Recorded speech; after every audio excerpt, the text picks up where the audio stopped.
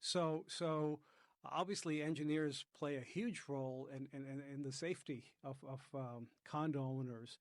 But let's talk a little bit about the role of engineers, and then let's talk about building safety because earlier you mentioned Champlain Towers, a very unfortunate event, and you can correct me if I'm wrong, but when I had read when that tragedy occurs, engineers were constantly telling the board of this building that, hey, there are things that you guys need to fix, and they just kept kicking the can down the road and not listening to the engineers.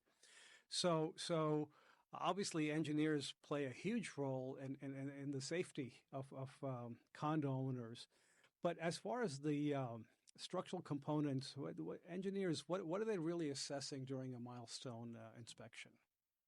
Yes, the engineers will be assessing the overall condition of the building, obviously based on the visual assessment of the building. And that's maybe the biggest change in the milestone as opposed to the previous versions, even though it wasn't implicit, it was still allowed, but now it's clearly stated there's a phase one and phase two of the milestone. Phase one is the purely visual assessment of the property, where phase two involves either destructive investigations, testing, even some additional calculations, monitoring of the building, and so on and so forth.